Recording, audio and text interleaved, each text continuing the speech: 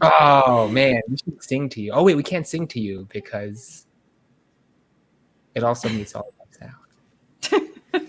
All right, we'll get you signed in next time. What's going on, y'all?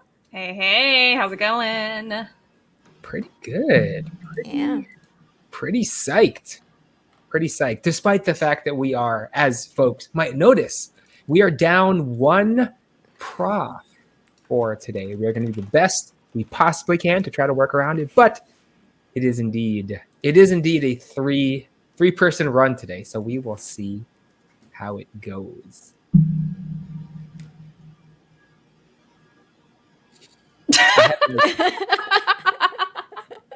I'm just listening because it sounds like, I don't know what it sounds like in the background. It sounds like sound in the background.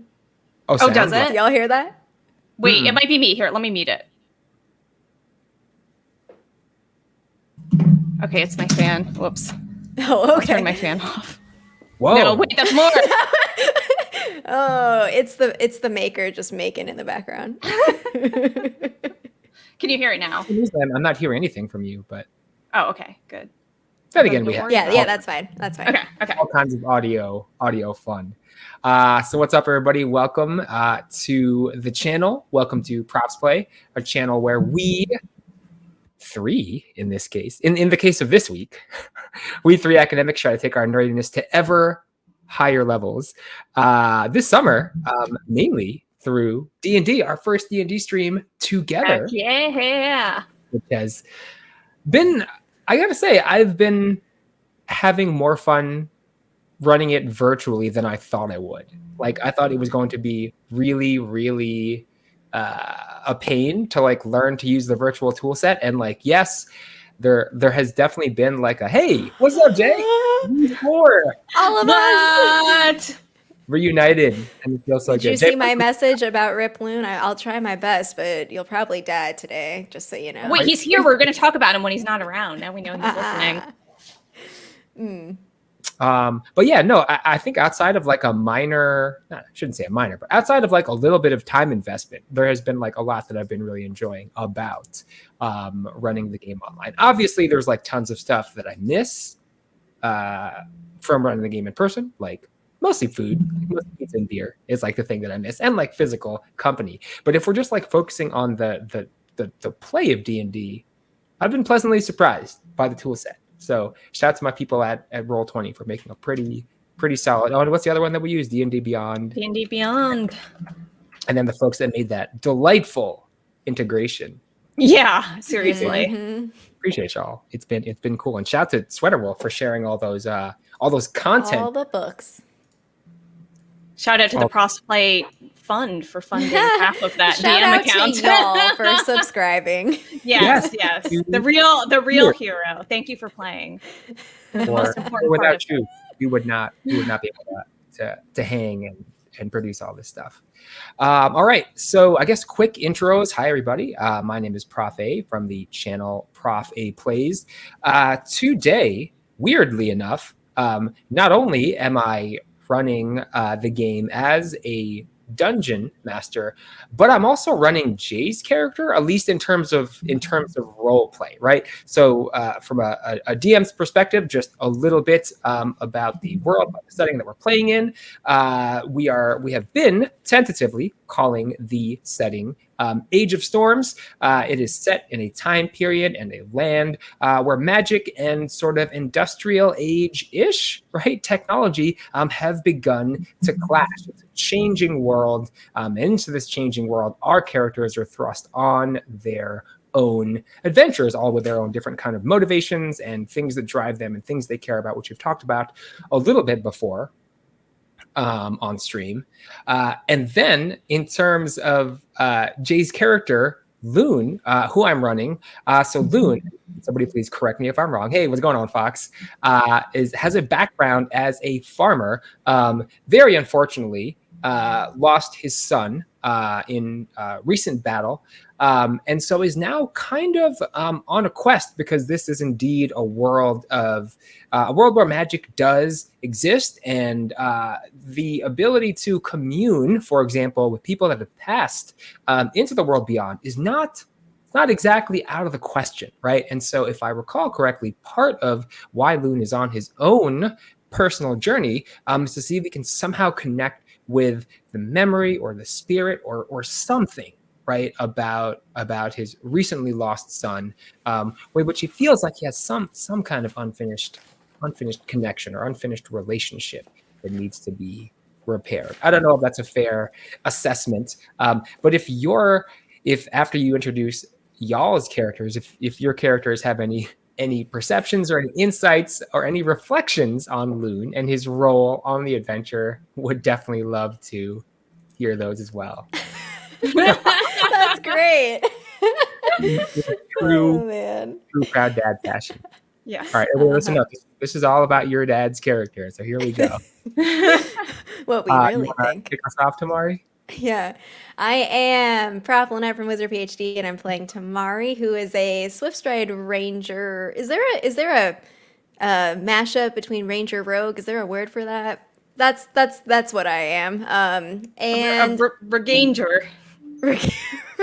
Oh, I wasn't even thinking like with words. I was gonna say like a trapper, or I don't know. But... No, I was thinking, you know how it's like a Sorlock or something like that, like where you put the two words together and make some and say like, oh, I'm multi-classing as these two things. Anyway, I'm playing as primarily a ranger, but also picking up rogue along the way.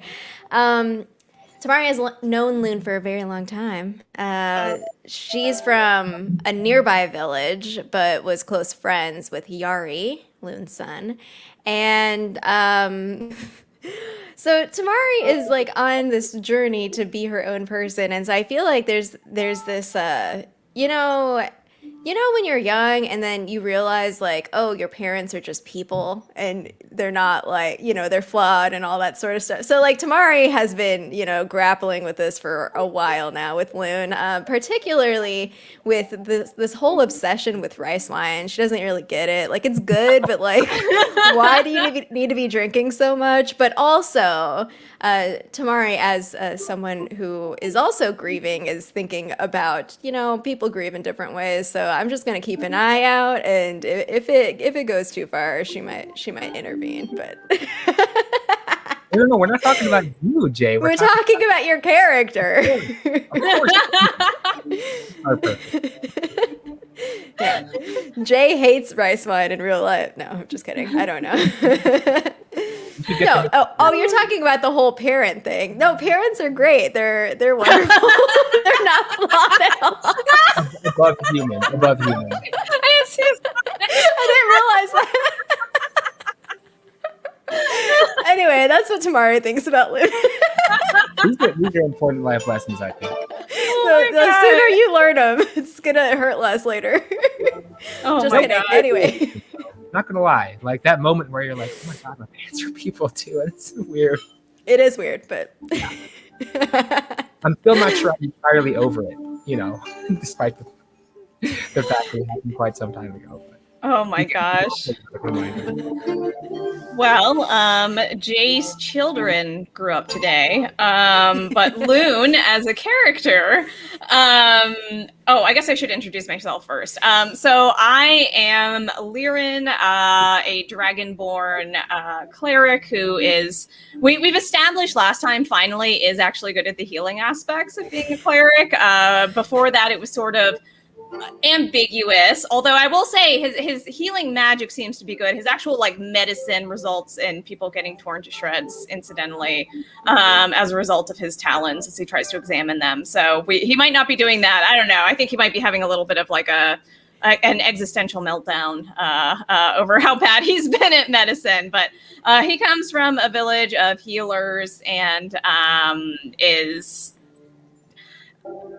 sort of, I think, thinks he's better at things than he often actually is. And he is on a journey to try and sort of use healing magic in defiance of sort of the overriding feelings toward healing magic and any kind of magic which are not positive from the sort of ruling class. He also is, up until this point, been pretty anti sort of any kind of machinery or automatons, but I suspect that will change soon.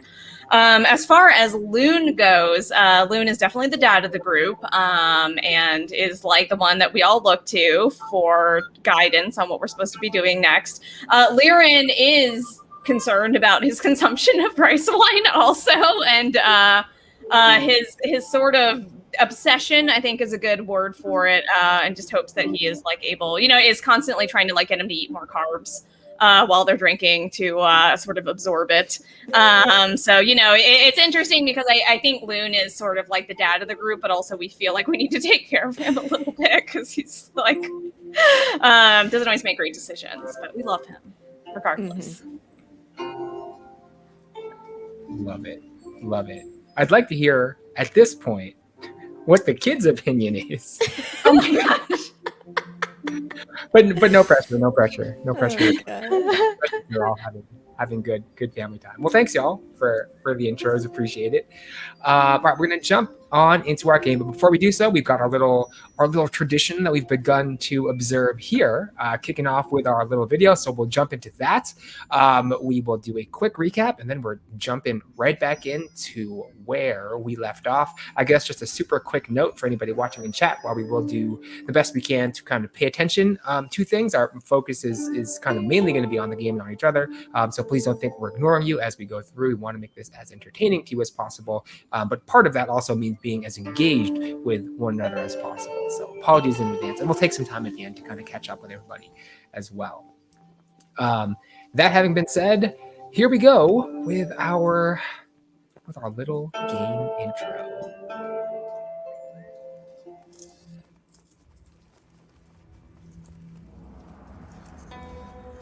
The world is changing.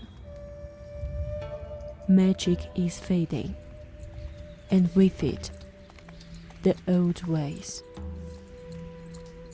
Outsiders have come to these lands, wielding weapons of thunder and smoke. They bring knowledge, they say, but at what cost? The strength of our dreams is fading. Even the ghosts of our ancestors are silent. Yet, all is not lost. There are whispers that a new magic is growing. More and more storytellers in the tea houses speak of these wonders. Tales of warriors who soar through the sky like birds. Creatures of living metal, rising from the earth. Some even believe the ways of the ancients are waiting to be reborn. It is into this changing world that our heroes have been thrust. Will they be the ones to preserve the old magic in the new age of machines? Will they seek to restore harmony in the time of growing chaos? Or will they seize the opportunity to gain power untold? This is a new age, an age of storms.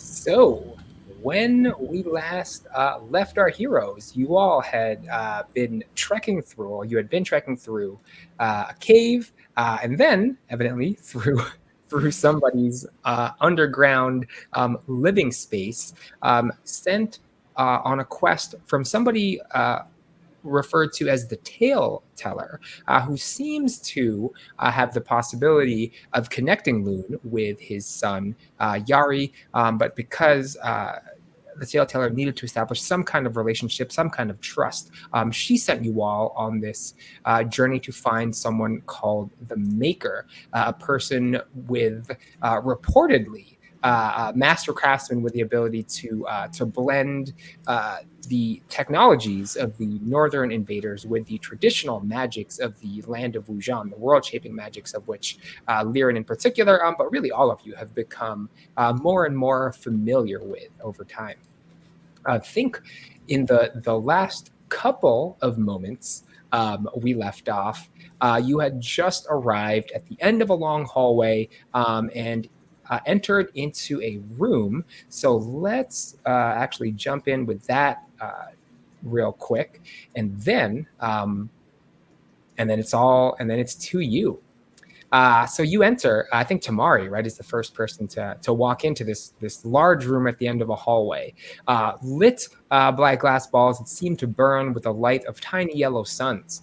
All across the room, tools, implements, broken firearms, and other small items, papers, and books are strewn throughout. Smells of burning, the faint hum of electricity, and the sound of churning gears and steam echo and fill the room, which is the largest in the compound.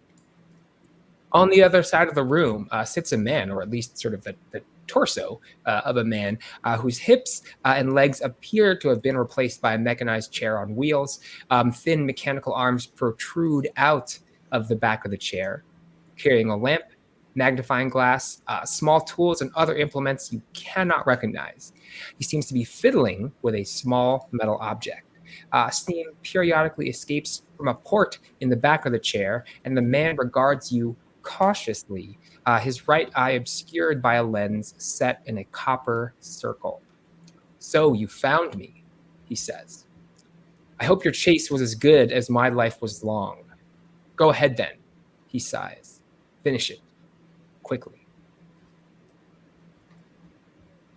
Liren says, we actually just," and he kind of like hides the like robot arm that he has like tucked into his bag conspicuously, and he's like, "We actually are just here. We found these outside, and we thought that you might need them." And he holds up the bag of gears and stuff that we found outside. He sort of wheels himself over closer to you, takes a look inside the bag, and says, "You didn't destroy my sentinel on the way in, did you?" Tamari, would you say that destroy is the right word to use for this situation? Wait, you mean the thing that was trying to kill us? That thing was trying to kill us. It tries to kill everything that enters into the compound. It's going to keep us safer in the long run. He turns around and exasperatedly begins swearing under his breath. Oh.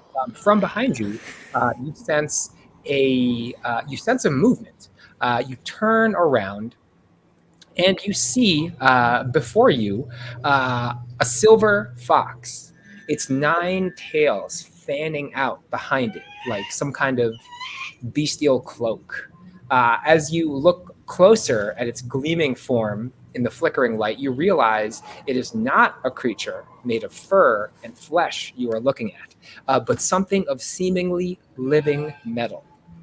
The creature turns to Tamari, fangs bared, and in a woman's voice it speaks. "You!" Takes a moment to shake its head, seemingly collecting its emotions. "You were the last one I expected to see here." But she pauses, sniffing the air. I think we can make this work." Whoa. Okay. I have so many questions. I don't know who to talk to first. I'm gonna ignore the guy that we found first, and I'm gonna still look at this fox. Have you been following me? "So what if I have?" she responds snappily. "I've been watching you. I've seen what you can do, and I can offer you more." Why are you following me? Who are you? Who I am is less important than who I was. She walks, pacing around the room, still in fox form.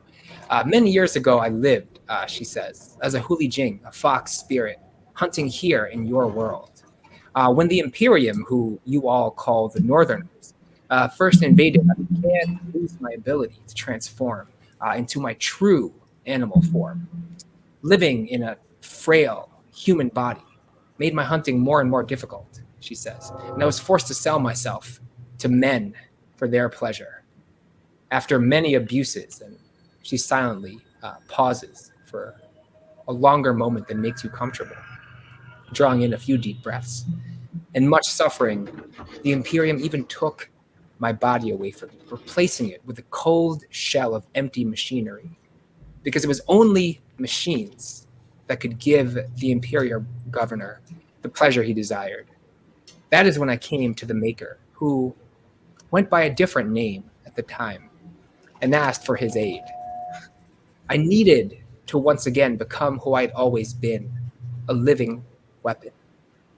But instead of just hunting for food, I resolved to punish those who prey upon the weak, Imperium or Wujan Dao alike. And as he has saved me before, so now I come to protect him, for whatever little time we have left, until the Imperium decides that Wujan is worth more conquered than it is free. Is that, she looks at you, narrowing her eyes, is that what you wanted to hear? I don't respond, but I glance to Loon and Lyrid and loudly whisper, "This was my dream the other night, but I guess it's real." Oh, that was a lot of information that was just dropped on you. Do you feel okay, Tamari?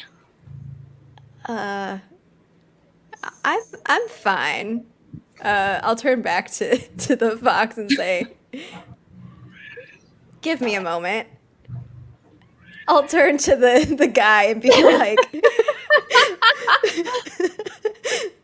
"Finish what?" Tamari is just like, shocked. Like she's just kind of like glancing about. Like she doesn't even know how to react right It's like now. when multiple people are talking to you and it's like, oh, I can't. As you turn back to the man in the chair, you notice that in his hands he holds what looks to be a crude firearm, pointed now squarely at Tamari. He says, "You hoped it would end quickly. It still may, but it will be my final act to take you down with me." He pauses regarding you. Liren is like, Tamari, did you know about this? I don't know who any of you people are. I'm sorry. Are you the Maker? Why are you trying to kill me? I don't know who you are. You must have me confused with somebody else. He responds, wheeling himself backward away from the three of you. I expected you Imperium scum to come after me sooner or later, but I didn't expect you'd find me this quickly. And Liren says, "We are not Imperium." I assume we're speaking in the like Wujan language now, right? You can. Says, have you ever heard Imperium that sound like us in our language? He pauses for a moment. Thinks, never in the dialect you use, but at this point, there are so many among us that are traitors. It's hard to know who I can trust. And Liren kind of like steps forward a little bit and says, "Listen, we are not here for the reasons that you seem to think we are. We're here because a friend of yours is very concerned about you and sent us after you. The telltale, tale teller is very concerned. She said that you went missing suddenly." From behind you, you hear a low growl, and you see it comes from the metallic fox. How do we know? How am I supposed to believe that you were sent by the tale teller? She begins to pace around you, circling the room.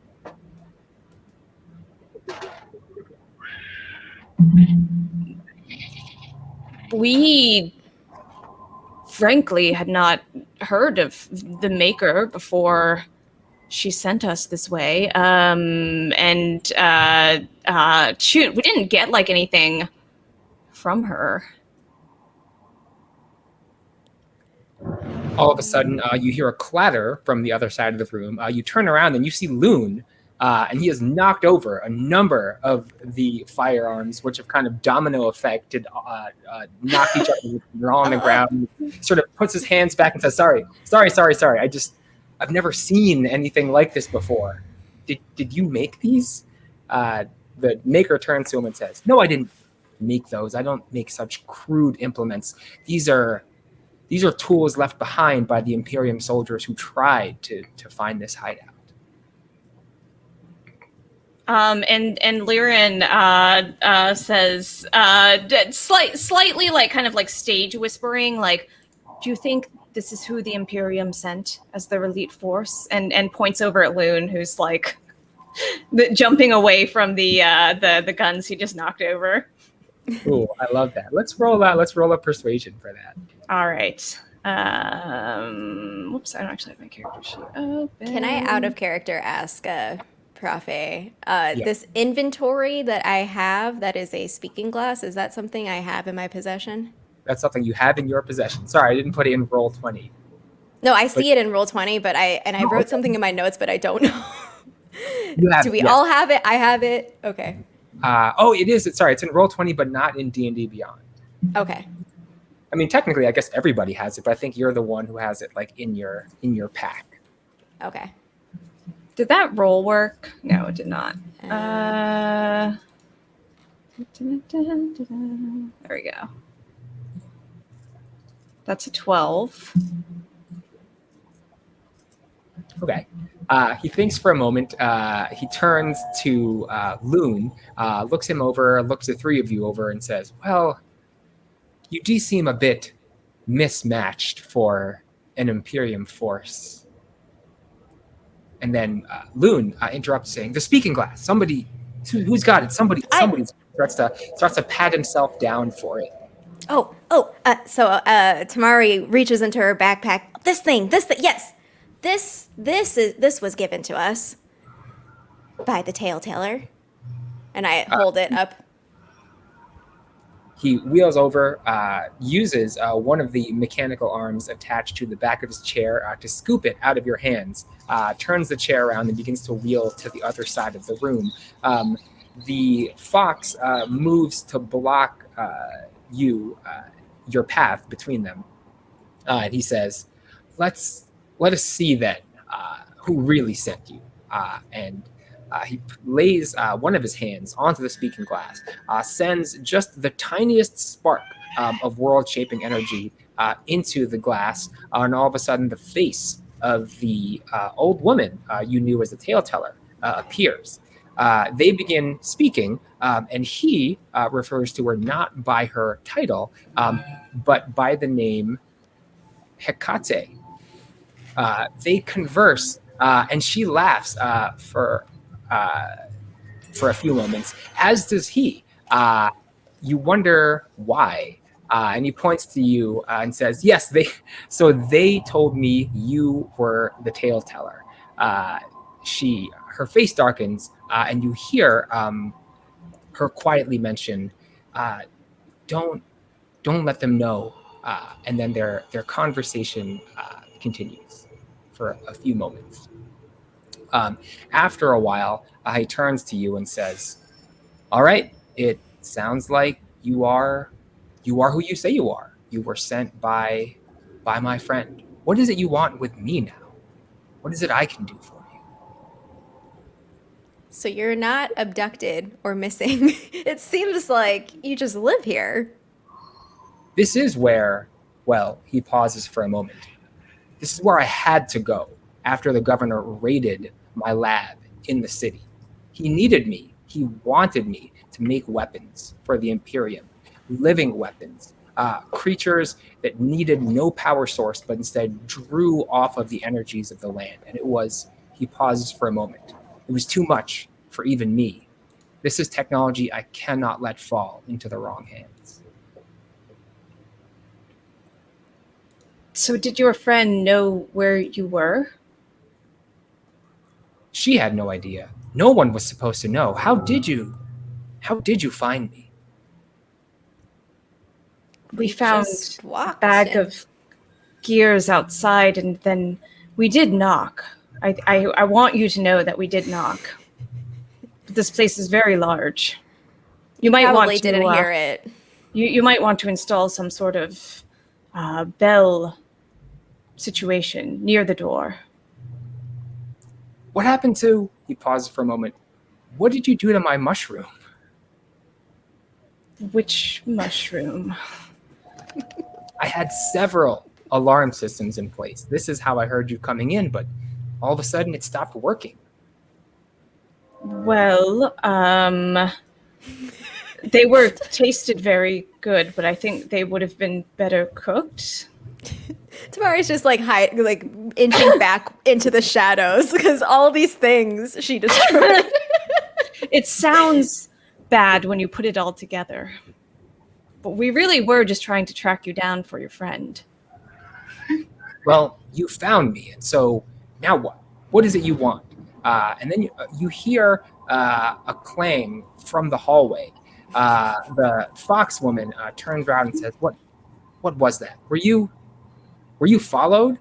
She turns, and you hear the sound of one pair of footsteps running very, very quickly, fading away from you. You hear the crash of several books flying off of a bookshelf onto the ground, and then you hear the footsteps fade out of your range of hearing. The fox turns to you and says, "What was that? Were you followed on the way in?" And she quickly takes off out the hallway. I certainly hope not, although our tracks were mysteriously disappearing. I thought, and Laren turns to the maker, I thought that wasn't your fox friend that was erasing our tracks and making it harder to find. There are more things at work here, child, than you could possibly understand. But for now, if you led the Imperium troops here, you better be the ones to stop them. And he turns to Loon. You, help me clean up this mess. The two of you, go see what the commotion is. Okay. I'll step up. Yeah, Laren will go without protest. Although on the way out, he will say to Tamari, "This was quite an awkward situation. This was far more awkward than I thought it would be. I did not expect that to be the overriding emotion that I feel, and yet." Yeah, I don't know what that fox lady is about. Because she was following me, and now she's like, "Oh, I can, get you whatever, blah, blah, blah." I don't know what is happening. I've never met these people before, I promise. Never seen them before in my life. Yes, I'm not sure about this entire cast of characters. They seem rather questionable. But I suppose we should make sure that we haven't led a spy into their midst or something worse. Right. Heading outside? Yeah. It's back the way we came. Back where you came, avoiding any unnecessary tripwires. In a few moments, you end up outside the cave, and you find yourself face to face with several individuals dressed in hoods and sort of camouflage-colored clothing that fits the color of the forest. One of them steps forward regarding each of you and says, well. I was here to collect the bounty on you, and he clicks his tongue toward Liren. But if I heard right, the Maker, now that is somebody the governor is after. And if you've led us to the Maker, well, this is not a life we need to live anymore. he draws a sword as two of his companions draw bows and they aim at Tamari. No offense to you, whoever you are, but our instructions were to take the Dragonborn alive, and you're just in our way.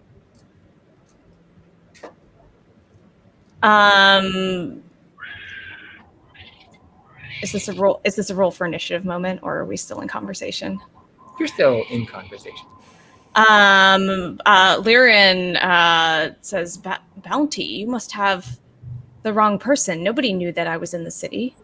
My disguise was impeccable." Oh, don't get us wrong. We have no idea who you are, but our employer is paying a hefty sum, and we're not here to ask questions. We're just here to collect our bounty. They fire one arrow in Tamari's direction. It flies past her into a tree. But enough talk, he says. Come with us, and, well, we'll see what happens after that. Well, that is simply not going to happen, friend. And if I were you, I would leave. One of the archers in the bushes cries out loud, "I guess we are doing this the hard way, and it is initiative." Aw, yeah. Oh. Oh, wait. Close are we standing to these people? Good question. Let's work that out. Oh, gosh. Actually, first of all, need to get this going. All right. Share screen. This, not that entire screen. How about that? All right. And then let's put you all on the map where you're supposed to be. I forget if you're here at night or in the daytime. But anyway, Loon is still inside. Where's everybody? Where is everybody's? We're in the Yeah, cave. we're in the cave. See, this is how long it's been since I've been on roll. It's the bookmark. There we go. Oh, they look so cute. All right, so Loon, unfortunately, is not in this combat. It's the two of you. You the are. Fox with us? Let's let the fox is with you. Yeah. So, this is like the midpoint of the screen, so you can be anywhere you like on the left side. Oh wait, here we go. I think Lyran was kind of trying to talk some shit, so I think he would probably be more toward the front. I like it. This battle music, by the way. Mm-hmm. Oh, is it good? Is it not too loud? I feel like I'm getting amped. Yes. All right. Perfect. All right. I'm just going to initiate public all of these ones.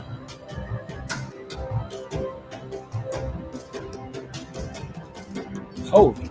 Do we have a turn order up? Oh, there we go. You got it. All right. These are all kinds of. Low. Cool. Oh wait, we should roll for the fox.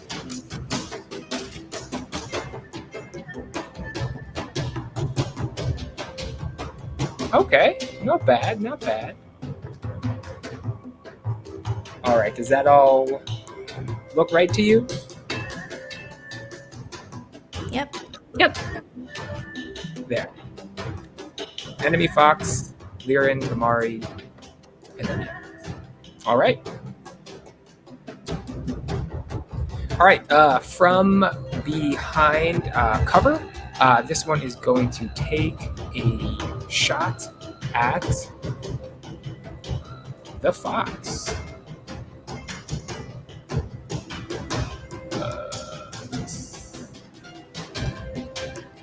There. All right. From behind a log, you see one of the assailants notch an arrow, release it in the direction of the fox. It does graze the shoulder of the fox creature, and despite the fact that it seems to be made of metal, it cries out in pain, taking 5 piercing damage. That is the end of its turn. It recovers fairly quickly, and in a few moments darts over to this seedy individual, and it lunges toward him. All right. It lands squarely on top of it, taking a large bite into its armor, dealing 8 damage. It waits, and now the action is to you, Lyran. I think Lyran is remembering the near-death experience he had last time, and is going to stay a little bit more distant. So this guy right here that I just pinged, I am going to come at with a... what am I going to come at him with? Maybe a guiding bolt. All right, so can you ping one more time? Yes, I can. Right here. Okay. All right. And Fire. that was, yep, 14 to hit. Ooh, wow. Okay. Go ahead and roll damage. Okay. Let's see.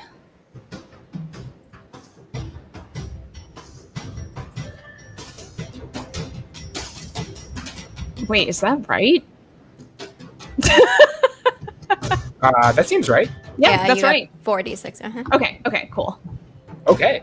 All right. Out of Lyran's claws comes searing electrical energy, fires unerringly at his target, and the energy smacks into one of the assailants, dissipates all around it. The assailant is knocked momentarily down, gets up, takes a few breaths, still looks menacing, but you can certainly see a bit of pain in his eyes.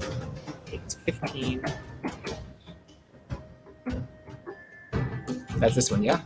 Yeah. Oh, and I also I have a bonus action. And I am going to use my, let's see, 2nd level spell. Wait.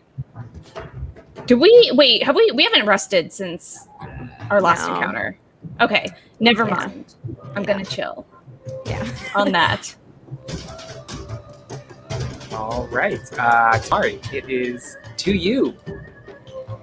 Okay, Tamari is going to use bonus action to shift into her more cat-like form. And let me just add this temporary HP. And then I'm gonna shoot at the first guy, which I believe was this one. Okay. Go for it. I'm gonna. No, I'm fine. I'll just shoot. Okay, 13 to hit. Ooh, 13 definitely hits. Go ahead and roll damage. And 8 piercing. Okay, this is not 5 feet. No, never mind. It's a different thing. 8 piercing damage.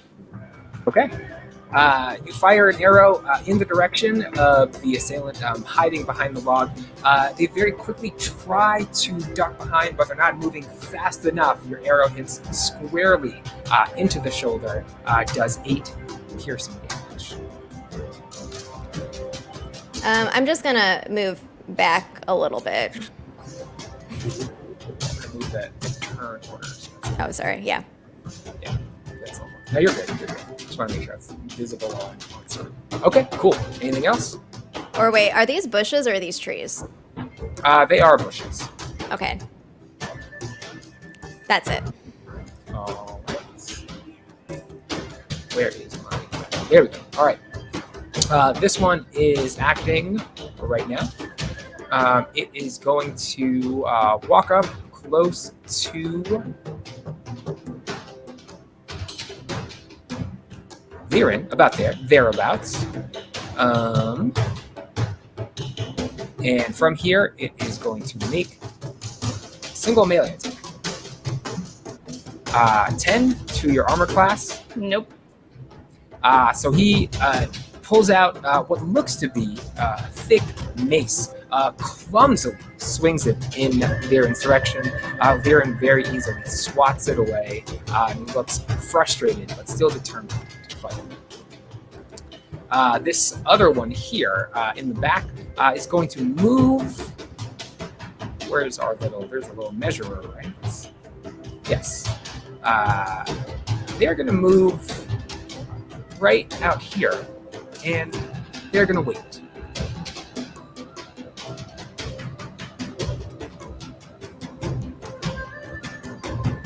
This is going to turn its attention to the wolf, and it is going to make 2 melee attacks. Oh, wow. And swinging once again, fairly wildly, doesn't seem to be terribly disciplined with the mace. The wolf attempts to take a dodge back, but is unsuccessful and ends up taking a total of 10 bludgeoning. Oof.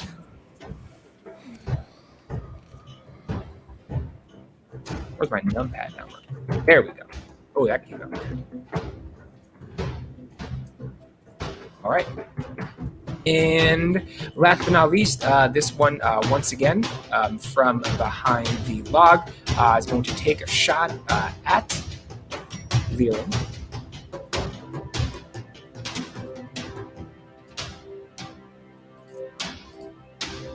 .22 to Yeah, that'll do it. All right, and it is going to do. Oh my goodness. Why does that seem like a lot? Because it was a crit. Oh, it was a crit. Oh no, that's bad. Yeah, that's what green is. Good point. Yeah. All right, so it is going to do a total of 12 damage. Pierces right through Liren's armor. Okay, that felt bad. I will update that. Okay. There we go. Now my notepad. All right. Cool.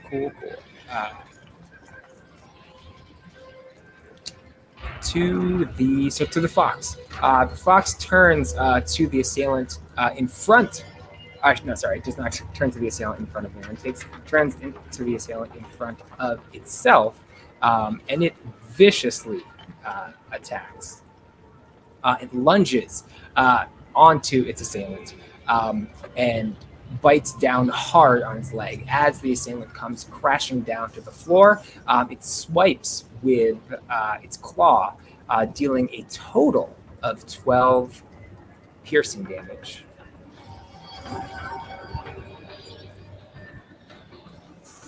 The assailant struggles, tries to bat the fox off, and it is unable to. The fox bites and claws viciously, and in a few moments of struggle, the assailant is no longer moving. Back to you, Larry. How does the guy right in front of me look? He looks like he's like right on the cusp of what would formerly in like 4th edition D&D be called bloodied. Okay.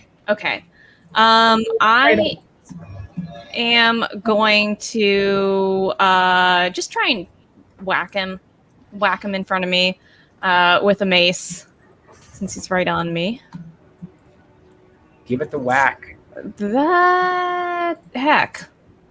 Okay, that was. Oh wait.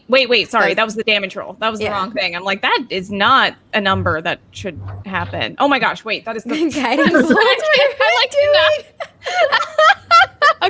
Okay, here we go. Here we go. That's it for real. Oh. All right, that is a dirty 20. Nice. Okay, 20, Okay. 20 hits. Lyran's just like, whoa, whoa. Just like I have so many things to do. Okay, and here's the damage roll. And it is the same damage roll. It's I the got last same one time. again, yeah. Okay. Nice. Cool. So your mace connects squarely into the jaw of the assailant. It turns around, spits out some blood, begins heaving, and now you can see clearly this enemy is not in great shape. All right. To Tamari. Yeah. Okay, so this might be a little too much, assuming that I hit, but I'm gonna do my longbow attack, and because this person is right next to Lyran, I'll also get to use my sneak attack Oh, damage. Heck yeah. 17 to hit. That is 16 total damage. 16 total damage. Oof. Your arrow flies true right into the chest of your enemy. For a moment, their eyes go wide in surprise. Then they drop to their knees, fall to the ground, and they are no longer moving. Sweet. Yeah, I'll move kind of to the side over here. Lyran turns back and gives like an approving, like, nice.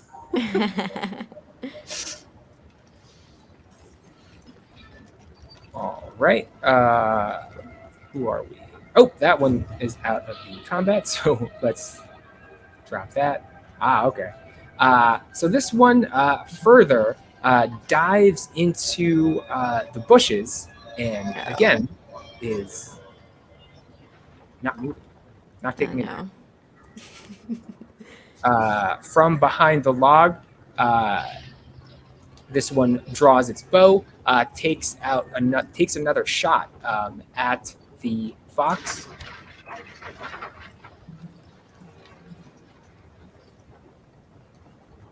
Wow.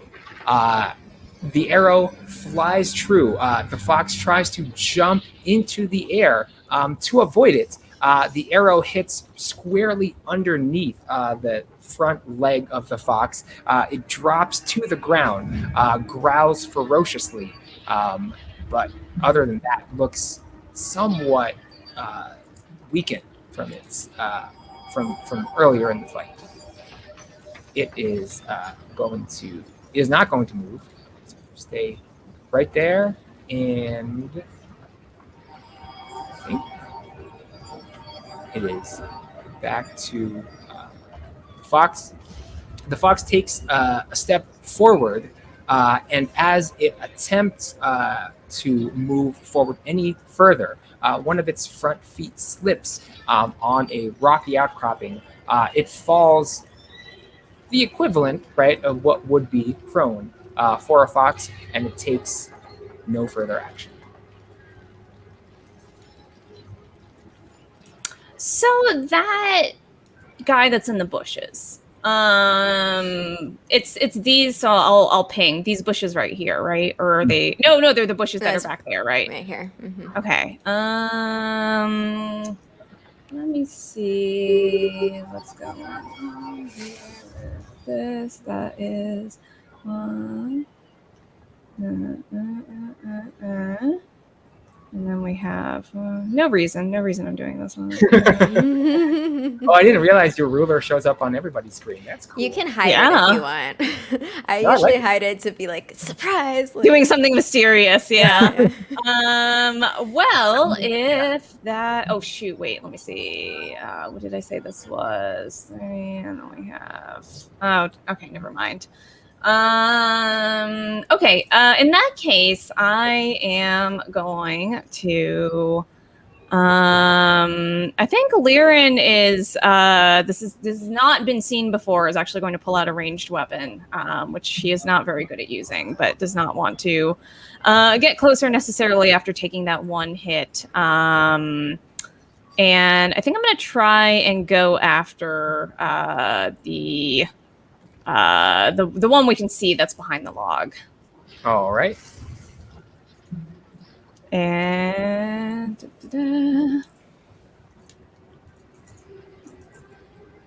that is an 18. Oh, 18 hits for show. And then we're gonna have probably not much damage.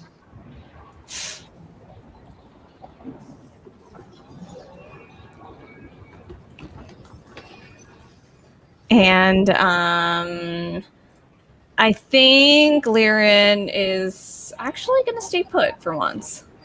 Okay, cool. Using a ranged weapon and staying put, it's you can learn new things. Lyran fires a crossbow bolt in the direction of the assailant. It grazes the assailant's shoulder, doing minimal damage, but still causing the assailant to wince, turn over to its one of its last remaining partners, and says, get back to the city. Tell them what we found." It is to you, Tamar. I can't see this person at all, like not even like a hat or I can't see them at all. Can I see them? I guess is my question. You can see them, yeah. Oh, perfect. Okay, so then I'm going to use my bonus action to cast Hunter's Mark on that person. Do you want me to put that in the chat? Can I put that in the chat? Ooh, I think we have a thing for it too. Yeah. Oh, wait, whoops. I didn't mean to roll. I did this last time. Anyway, so basically, it's marked as my quarry, and until the spell ends, there's additional damage. I can also have advantage on wisdom or perception or survival checks to find it. Ooh, nice. I love that. It's a very good move. And then I'm going to, well, I guess if I can see it, I'm just going to shoot at it. Yeah, yep, it's you've got visual. 12. You hits 12 just 5. Oh gosh. Okay, so we're going to do the longbow attack first. That is 9 piercing plus whatever I said. 1d6. So 9 plus 4, 13 total damage on that person. Oh, wait a second. I don't even know what they're. There we go. All right. And you said 19? No, 13. I mean, I'll 13. take 19, but no, 13. I was gonna say 19 will. Tamari kind of peers, focuses her vision into the bushes. She does see motion and fires her arrow in there. From the bushes, she hears a scream, and you successfully hit and take 13 piercing damage off of your enemy. Anything else? No, I'll stay here. Cool. All right. And just as fast as you heard the arrow hit, you see the assailant jump out of the bushes and begin to sprint away from you and into the forest. In a few moments, they are out of sight. And as they do so, the wolf looks at, the fox turns to the two of you and says, "You need to get them. They cannot find out where we are." Her fangs bare, and she begins to slowly stalk toward the last assailant. "Go," she growls. "I will finish this." I trust that she's got this. Lyran's just going to start bounding in the direction of the person that ran. I would like to also, and I'd like to use my Hunter's Mark to use a perception. Well, I don't know. Maybe I have to describe it. I don't know. What do you think is... I want to use perception, I guess, is what I want to do. To try to see where we should be running. Cool. Hold that thought for just a moment. Because we're going to switch right back over here. And I'm actually going to ask you to roll initiative one more time. Because we are now in another skill challenge. Let me send over the rules to you real quick. Ooh. Hopefully these are a little clearer. Sorry, I'm on the wrong DM table. All right. Or the wrong. Let's see. Handouts, skill challenges, show to players. Right? Yeah, in players. Oh yeah. Okay. Cool. All right, you have an objective, and your objective is to track down. Oh wait, I should take this off. Okay, there we go. To track down this running assailant who is now running through the jungle and trying to find their way back to the city. You've got initiative, so the two of you can act in the order that you roll initiative in. When it is your turn, you can describe how you want to address the situation, using a skill or a tool to either move toward your goal of catching this assailant or sabotaging your opponent's efforts. You can also choose to pass if you don't want to do anything on your turn. And your assailant also will have an initiative turn where they can take actions in this sequence as well. Based on your description, I will assign a DC to beat, and then you will roll your skill against that DC. Just like last time, 3 fails means you fail the skill challenge and your quarry gets away. And I cannot tell you how many successes you need in order to catch your quarry. Does that all make sense? It does. Mm-hmm. Okay. Cool. What's everybody's initiative rolls? Oh, sorry, I didn't roll. Oh, Liren. Wow. Wait, that was a nat 20 too. Yeah, your initiative is minus 2. I didn't realize My that. initiative is negative 2, yeah. Or my dexterity. Oh, that's funny. Oh, nice. Cool. All right. So, interesting. All right. Your quarry begins now to run through the forest, darting in and out of the trees. They throw something over their shoulder, which you cannot quite see, and they continue to run in what you can see is the direction that Viren's claw marks have marked on the tree. So it's following your claw marks through the back in the direction. Oh my god, I forgot shoot. about that. I forgot about that too. Oh no! Oh, it's such a great idea, but terrible as well. No. Oh. Well, I Now, couldn't have predicted this outcome. Oh, dear. Oh no. Feel like Wile E. Coyote sometimes in this game. what would you like to do? Oh no. Wait, am I first in this new? Oh, we don't have the new initiative order on the screen, do we? Oh, sorry, I didn't put it on the screen. But it's Okay, that's fine. That's fine. Okay, I am going to shoot. Man, I really regret making those claw marks. Let's see. So only skills we're proficient in, right? Yeah, I mean, if it's just the two of you, ideally, yes. But if it's just the two of you, that's as big. That's not as important. If it's just the two of you. Mm-hmm.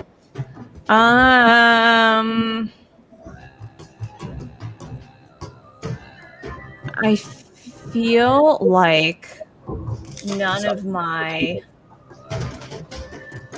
skills are super relevant at this point. So I might take a pass and defer to Liren just looks at Tamari helplessly, like, this is your arena. We're back in the forest. Yeah.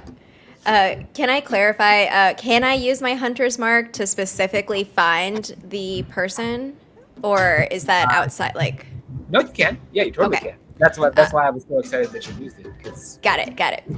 Yeah. So I would like to use that and look for what direction did this person go? Footsteps, things on like motion. Just specifically, where are we going?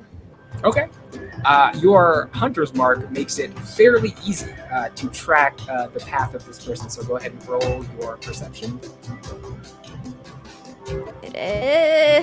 You have got to be kidding me. I have +6 on perception, and I rolled a 2, so that's an 8. Is that we're in the cursed forest? But wait.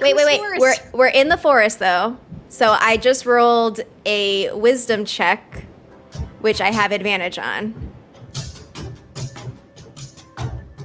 What was your initial roll? Sorry, I thought I heard it. It's an 8 both times. So Yeah. Well, you're never mind. Hunter's mark. I will say, without your Hunter's mark, this would have been a failure. However, Okay. given the fact that you had marked your quarry, you running as fast as you can. Again, you shift your focus, watching their movements, trying to sense and get a sense of what direction they seem to be moving in. It's not hard for you to notice there's a point in the forest they seem to be heading to, but because they're so panicked, because they've been cut by arrows and they're kind of bleeding out a little bit, they're running in a very weird and like roundabout direction. And so you start making a beeline toward the point you see them running to, and you gain some distance on your opponent. And it's one success for the party. Okay. All right. All right. So it is back to your opponent. He continues to run, throwing brush and rocks kind of back toward you. It recovers itself and attempts to draw on just a deep burst of energy to try and pick up a little speed. Unfortunately, it is not successful. It's moving at the pace that it was before, and now it is back to you. So how far are we from? Or we don't know yet. We're not within sight yet, right? I mean, you're within sight. You can see where it is. Oh, okay. I'm realizing we can use items too, and I'm like frantically looking through my inventory. Yeah, See what creative. I have.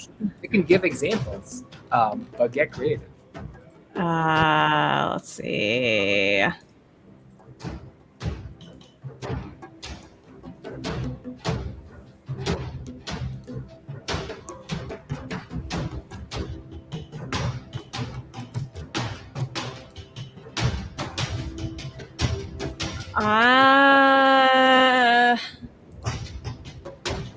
I'm like, I have a block of incense. Can I just throw it at him?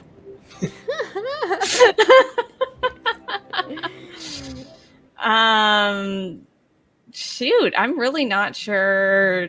Tamari, do you have any ideas? I will say this. Okay. As I was planning this, I looked over everybody's character sheet, and everybody can do something to contribute. Okay. I'm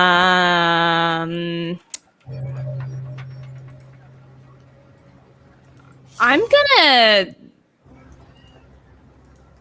That doesn't really. I don't know if that'll work. Out of curiosity, what was it? I feel like I could maybe, if we're within yelling distance, like try to yell at this guy to stop, or this person to like stop, or we're gonna like kill you. You're gonna where you stand. intimidate him. Intimidate. Yeah, freeze in place. I would definitely. I'm gonna try that. So Liren is going to yell very loudly to stop with as much authority as he can put into his voice. Let's see it. And that's a 12. Liren's like a plus something in intimidation. Got it. All right. So drawing deeply in, Liren roars out with the force of any mature dragonborn. The roar echoes through the forest, and for a moment, your quarry turns around to see what it was that made that deep rumbling noise. When they turn back around, they are not able to see the tree stump that lies in front of them. They trip for a moment. You pick up another success. You are just that much closer to Sweet. back to you, Tamar. Yeah, so I'm imagining that we're closing in. I don't know how close we can get within my one turn, but basically I want to do something that prevents this person from getting up and running like really fast. So like if there's like a tree branch overhead or something that I could like swipe at with my cat claw to like make it fall and like collapse on the guy. That's what I want to do. Okay. What would you like to? Yeah. What specifically do you want to? How do you want to obstruct or block this person from getting back up? Yeah, I want branches to fall. Branches, like swiping branches to fall. Although that's like more strength. Something, I don't know, maybe. I was either thinking survival or nature. What skill do you want to roll for that? I wanted to roll survival. Okay. I can also roll nature since we're in nature. Okay. Yeah. I like both of them. So take your pick. Oh, perfect. I'm gonna roll survival. Okay. Go for it. That is a 21. Okay. With a 21, you focus your energy inwardly. And based on your survival skills, you're able to take the adrenaline that is rushing through your veins, and rather than having that kind of distract you from the moment, you harness it and use it to focus on the surroundings. In your shifted form, which I recall you're still shifted from the battle, you leap into the trees and kind of begin to claw down, landing in front of your target. As you do, branches, and not only branches, a couple of birds actually end up flying out into the face of your quarry, who tries to push and move them away, but is unable to recover quickly enough. And now you are very, very close to catching this individual. Am I on top or am I still in the trees?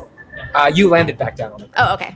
Yeah, so now everybody's still running, but you are like really, it's like you're almost arm's length away at this point. Sweet. From your quarry. So that is another success. As the chase continues, you notice there's a small stream that your target leaps over. They reach into their bag and they throw something onto the ground that you cannot quite see, and they keep on running. Back to you. Oh no.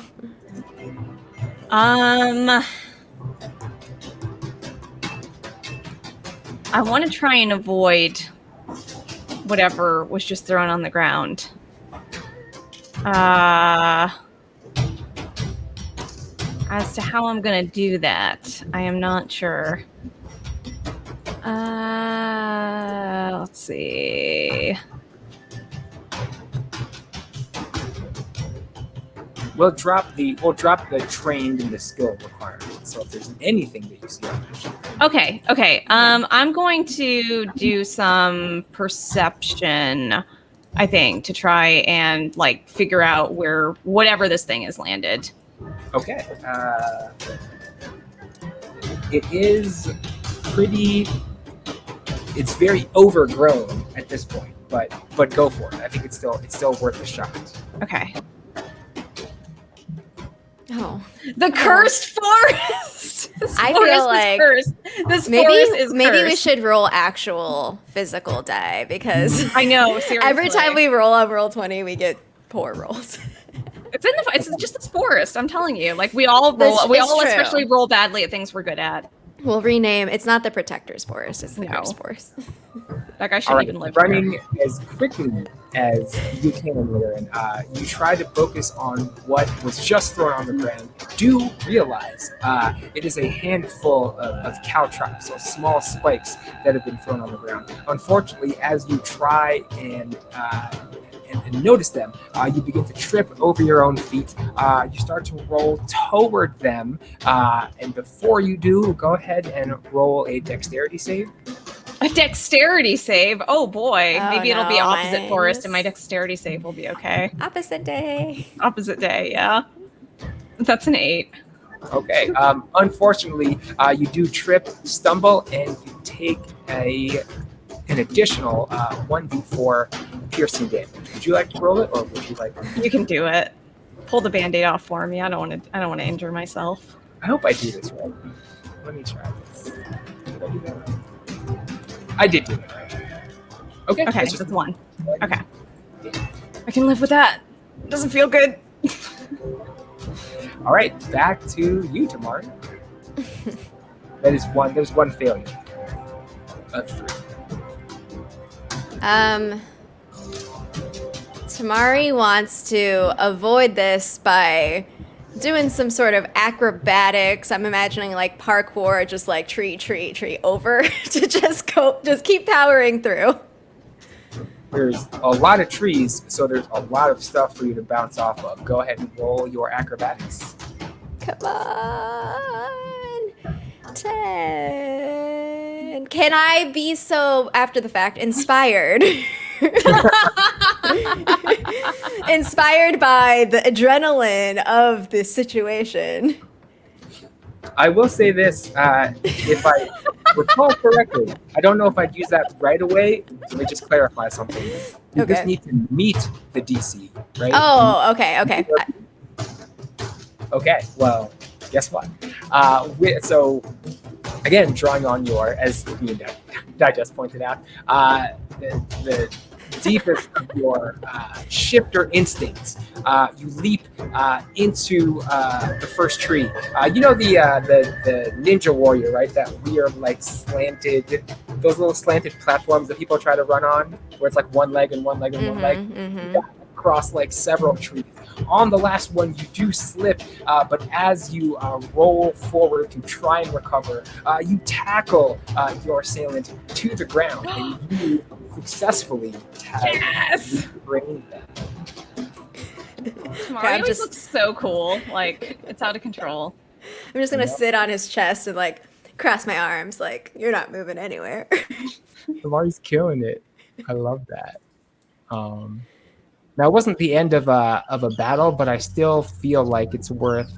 Hold on, where is it? I'm just going to say... Oh, here it is.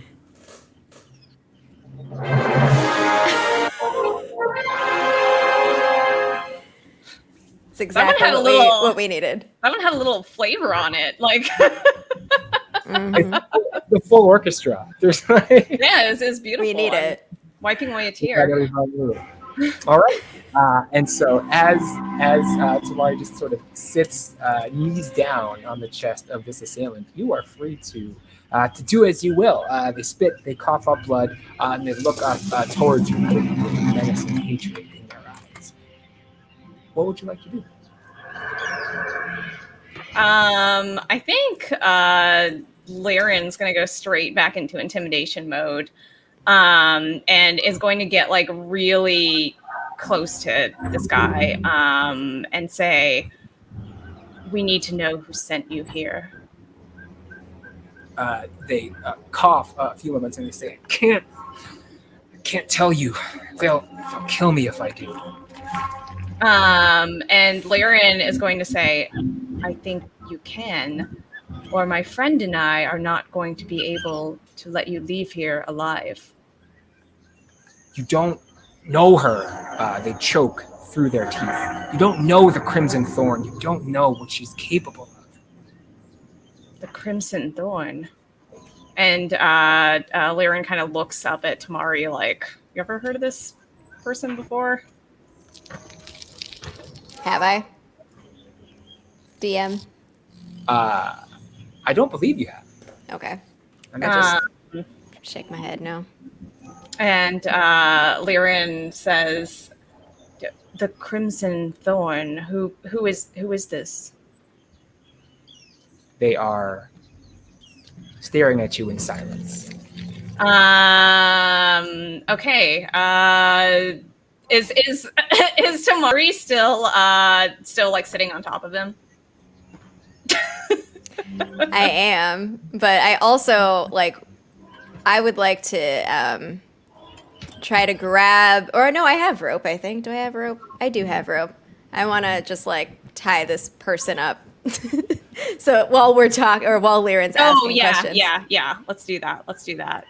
Are you tying, like hog tying them, or like you tying them to a tree?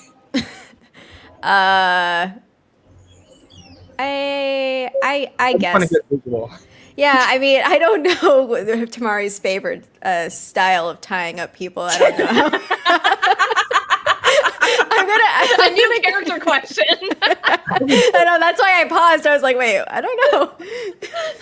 If I had to wager, I'd throw in for the hog tie, but that's just me personally. Okay, I'll try that. I'll try that so that I can at least get up, so I don't feel like I need to sit on this guy this whole interrogation time. Okay. The beard. You want us to put the beard on it? They are now restrained on the ground. You no longer have to sit on them, and potentially, if you'd like, they also could do that. That seems a bit much. I don't know if we're that evil. Like, oh, let's dress you up. Yeah, maybe we won't put the beard. I think the beard is being suggested as a hog tying device and not as like decoration. But I'm actually not 100% sure. Okay. So I think maybe we should take him. Well, I don't know if I guess they already know where the cave is.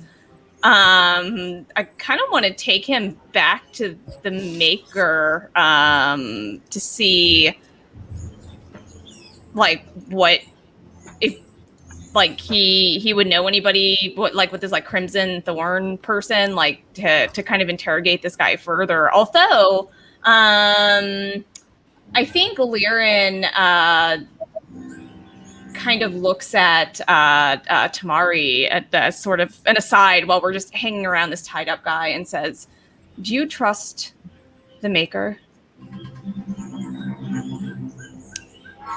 I am not trusting a lot of people that we've met thus far. I don't know if you heard when he was talking to the tale teller.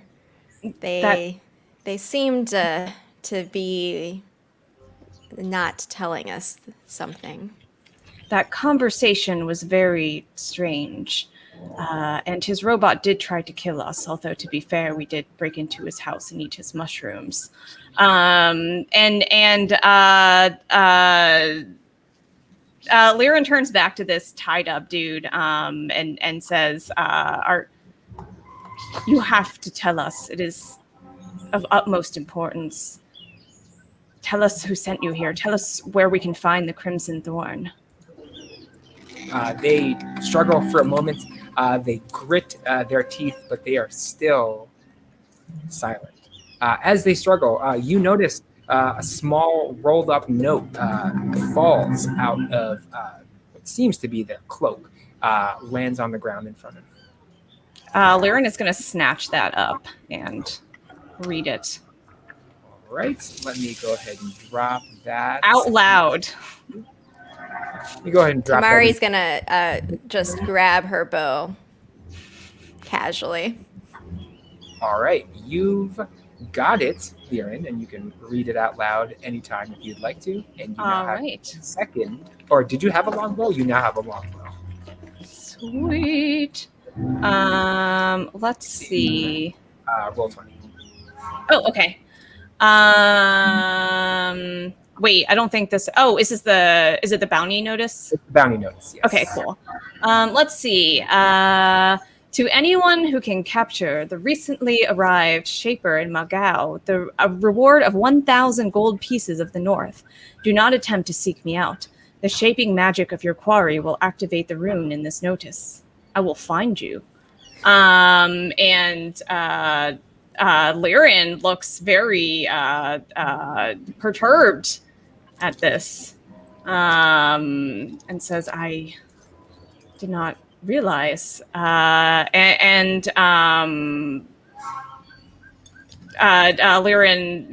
so this the person you were sent here by? It's the Crimson Thorn, the person who put this bounty out? Go ahead and roll now that you're holding the letter. Go ahead and roll a persuasion. Okay.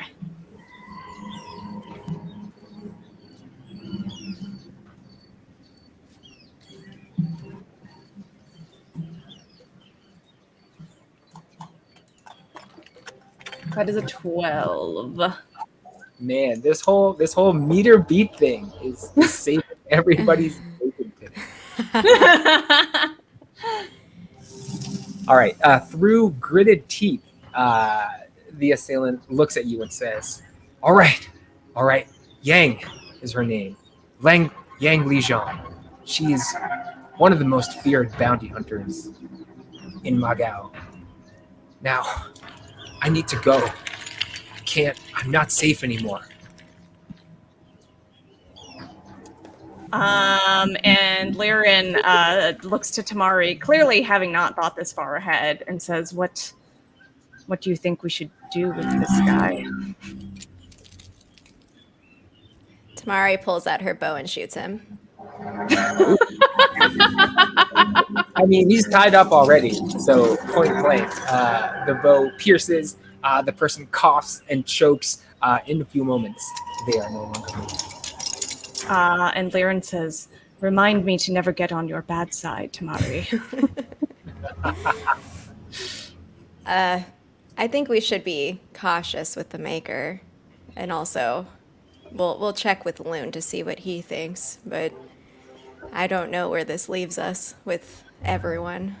I agree. I am not sure if we should even return to see the Maker. I suppose we do need to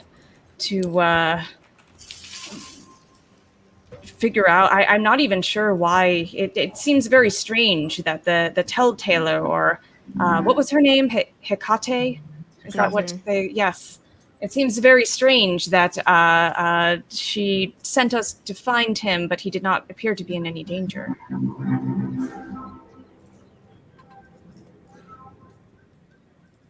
Perhaps we should return and tell them that the threat is cleared out, at least. But I agree, we should be very cautious in what we divulge. I am curious what the Fox Lady Spirit is offering. Not that I would take it, necessarily, but I don't know what they're about. If I were you, I would also be very curious about that proposition. I say we go back. Yeah. Oh, before we leave, though, can I search the guy for anything else? I'm always searching the dead bodies. Looting and shooting, that's Tamari. And as you search, you find... Let me see. You can... I think you can add these to your own character sheet on Beyond D&D. The reason I say Beyond D&D is I think you might have to roll for some of these, so I think it'll be easier if you just add them in Beyond D&D. You find a pouch of sneezing powder, and you can add them after the game. One pouch of sneezing powder, one set of caltrops, and you already have the bounty notice and the bow and arrows. That is all that you find on the person's unmoving body. Okay, I'll shove it like in a bush. I don't know why Tamari is the way that she is, but this is Tamari now. Vicious. Your characters tell you who they are. I'm saying. The law of Sweater Wolf. The law of the wolf. Characters will tell you who they are. I love it. All right. So where are we going? Back to the cave. Back to the Maker. We gotta see. We had to make sure Loon's alive first of all. That he's not a robot right now. All right. You enter back into the cave and you move through the compound. This time, knowing where all the traps are, you're able to move fairly easily through. And you find yourself back in the room with the Maker and with not long after you enter back in, you hear a scraping sound, and from behind you comes in the fox woman. In a few moments, as you look, she regards her wounds, and then she begins to change. You see that her metallic skin isn't actually one sort of long, continuous piece of metal, but actually seems to be made up of many, many small plates that begin to shift and change in size. You hear the grinding of gears, and steam escapes from a few of the cracks in her body. You watch, wide-eyed and gaping mouthed, as she begins to rearrange her physical, metallical form, and in just a few minutes, she is transformed into a human being, albeit once again from about the neck down, entirely made of chromatic metal. Only her head seems to be human in its formation. So she regards the two of you. You did as we asked. We're grateful for your help. And she thinks for a moment. I apologize for my tone earlier. It's been a long time since we've been able to trust outsiders. She walks over to a chair in the far corner of the room, and you see that despite the fact that she is made of metal, there is some kind of oil leaking from inside her. She clutches herself. I know what I look like, she says. I know what they've done to me, but it doesn't mean I can't feel. She feels around on a nearby table for some different implements, which Liren, you recognize from your time training as a healer, and she begins to kind of make small repairs onto her body. Liren is just fascinated by this, and is like trying to do the thing where he's not just like staring at this happening, but is clearly just kind of like staring at this happening just out of like sheer like medical interest. You hear another clatter from behind you, and it is Loon, this time just holding a pile of tools and implements, saying, you guys, you need to see all this. You need to see what the Maker can do. I understand now why they were after him. Oh, Loon, Why? yes. A lot has happened since we left the cave. I'm glad you are safe. And that what can the Maker do? Loon begins to excitedly explain to you the conversation he's been having with the Maker. And what he has learned is that essentially the Maker was in the good graces of the governor of Magao, Governor Abbott, for a long time. He was prized for his ability to create automata such as the Sentinel robot that you faced earlier in the cave. As the Maker had mentioned, however, when orders came down from the Imperium, the ruling power that sent the invaders to Magao in the first place, when the order came down that the Maker was to return with them back to the Northern Lands and use his skills to bolster the army of the Northerners, the Maker refused.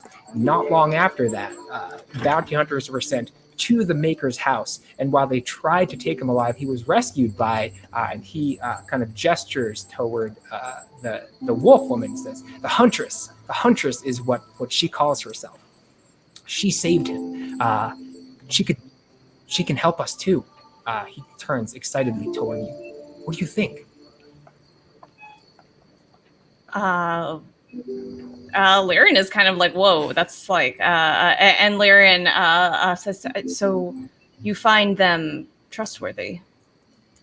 I do, he says, and he picks up the one of the firearms on the ground. Look at this. You don't need shaping to use this. And he holds it up in front of Lyrian. It smells faintly of black burning powder. Lyrian just very kind of instinctively is like, put that down. I don't want to look at that. That is an abomination. And gently places it on the table. It's not ours, he says. We didn't make it, but the Maker, he can perfect it. He can arm our people against the Imperium. That is not natural. Using forces that are not the way to do whatever that instrument does is that's how they talk, Loon. I do not want to use these things. He turns away and runs to a corner, begins rummaging through more boxes. But there's more, and he keeps on rummaging. You hear a faint hum, and you realize it's the same hum that is made by the speaking glass. You see that the glass is sitting on the table, not too far from Tamari. It continues to hum, but nothing else happens. I'll go over to the speaking stone and see if I can answer it. Hello, let me answer someone else's phone. It could be for me, though. You never know. The speaking glass is completely transparent for a few moments, then shades of smoke wash over it. And then in just a few seconds, the face of the woman you knew as the tale teller appears, along with a younger woman behind her. Hecate, you've recently learned her name, sees you through the speaking glass and says, I am deeply, deeply sorry for my dishonesty, but it was necessary to protect my daughter. And from behind her, you hear a voice. Mom, you don't need to be that formal with them. They're like us, Mom. They want to help. Yeah, we're just regular people, and to be honest, I've done a lot of killing today to protect everyone. So I think it's best that we're honest with each other from here on out. The face of Hecate on the speaking glass suddenly shifts, and now you see it's the younger woman who seems to be holding it. She says, well, if you've done that much, I hope you're ready to do more. We want to tell you, we want to share with you what needs to happen, but we can't do it over the glass. They're listening, and they're going to find us. I need to go. You need to come back to the city. Come and find us. We'll talk in person. And just as abruptly as their faces appeared, again, that smoky color washes over the surface of the speaking glass, and it is once again transparent and inert in your hands. Okay, I'll set it down. I'll glance at Lyran, kind of just like, I'm exhausted. Like, I can't deal with these people. Lyran definitely has that same energy right now, of like, I want to sleep for a while now. Loon has gotten very into these, and he kind of like gestures at like all the weapons and stuff, into these, whatever they are. I don't think we should have left him alone with all of this and his rice wine. I do worry about him. Mm-hmm. At this, Loon comes to you holding several small objects in his hands. He says we can have these. They're not, he stumbles over his words for a moment. They're not what you would say ready, but he could use our help in testing them. And he hands several items over to you. Meanwhile, the maker over in the corner has been trying to very quickly tend to the wounds of the Huntress. He wheels toward you and says, I suppose you'll probably need somewhere to sleep then. And I'm guessing, based on what you did to my farm, you enjoy the taste of my mushrooms? They were delicious. They were very good. They would have been better cooked, but you probably know that already. I think I can take care of that for you. And he begins to wheel out to the exit of the room. And right here, as you all take your rest, feels like a pretty good natural stopping point for the day. It does. Yes. Oh my goodness, so much information. Yes. Just Gosh. This is the problem. This is the problem when I script things. I'm like, oh my God, they asked a question. Yeah. Well, no, you said to me earlier, you were like, oh, if it's not that fleshed out, what are you talking about? This was an awesome session. There was a lot going on. That's why I felt a little bad that Jay wasn't here. Yeah. Sorry, Jay. That's You okay. can join us on the next one. Go watch the VOD and be All the jealous that he adventures. wasn't here. Yeah, that's really cool. So I know, like, when we started this campaign, one of the things that Prof A, you said that you wanted to do was to, even for experienced players, like I've played quite a bit of D&D, like still have a lot of stuff that's like, what, like WTF, like what is happening? I don't know what this thing is. Like, this is crazy. And I feel like there's been like a lot of stuff like that already, which is really cool and exciting in this kind of like setting. So thanks for all the world building. Yeah, for sure. I'm super excited to hear that. And thanks so much for all the chatters. Thanks so much, D&D Digest, for all your engagement. Mega appreciate the praise as we sort of go through and look at what people have been chatting. So thank you. And I don't know if you saw Prof A is good and is very engaged and not looking at chat, but there were some high compliments for you, Prof A. So Yeah. Thank you. Oh yeah, I noticed there was something. I appreciate that. I think in that moment I was improvising. I do script a lot of things, but I think that particular description was not scripted. So that was outlined, but mostly improv. All right, cool. So you all can go ahead and take a long rest for your characters for next time. And then also a couple of things to add in D&D Beyond. Whoever, you can divvy this amongst yourselves, but you can go ahead and add Eyes of Minute. Actually, you can add, I custom this. So go ahead and add the custom item, Tinker's Goggles, to your inventory, whoever wants to.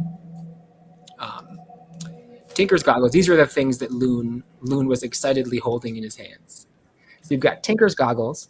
Go ahead and add Compass of the Trailblazer, which is a custom item.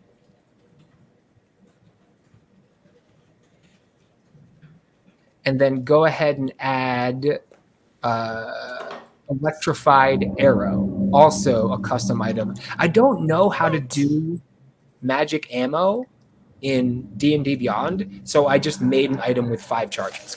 So there are 5 electrified arrows. Oh my goodness. I feel like Loon would like that one, but we can talk about who wants what. Yeah, we'll do that next time. You can decide. All right, cool. Thank you. Yeah, thanks again, D&D Digest. D&D Digest. I almost said D and Digest, but that doesn't Digest. That doesn't quite complete name. Yeah. No, you all were awesome too. I definitely appreciate you investing in the world and the characters, and I know that there is like a lot of, we're playing together, so like let's go along with each other. And I think that's great. I think that's important. But I also appreciate the fact that you also don't entirely trust everyone in this world, because I don't think you should entirely trust everyone in this world. Mm-hmm. I'm on your side, but I don't think everybody is. Sweet. Yeah. Okay. Any last thoughts from anybody, or quick promos, or where you're at, or if you have a sweet merch store that just opened up that you'd like to oh yes, hypothetically speaking, if there is a sweet someone else do their self promo while I pull up the URL. Okay. Oh my goodness. This will be it. I'm gonna stop shilling. I'm just so excited about it. It's part of the game. All right, so you can catch us all here next Thursday. We will continue the adventure. Sweater, are you here next week, or are you not here next week? I'm here next week, yeah. You are here. Okay, awesome. Mm-hmm. Oh, we're 4 together again. Okay, cool. And then we'll have to catch up on all of the things that he missed. Prof, are you streaming tomorrow? I am. I took off on Monday because I had no idea what I wanted to do, and I didn't feel like racking my brain to just play something for the sake of playing it. You know what I'm saying? However, I did get, and I think I was talking to you about this, Wizard, before Sweater came in. But oh my God, am I obsessed with Pillars of Eternity now? Like, holy crow! As I said to Wizard, even more than Divinity: Original Sin, it just hits all the buttons of the 90s computer RPG like experience. Like, that is a very that is a very core memory to my childhood, and it speaks to that. So rather than playing something just for stream, I'm going to give everybody a peek into my solo gaming time. So I'm going to spend my 4 to 6 p.m. tomorrow streaming time playing Pillars of Eternity. I'm not that far in it.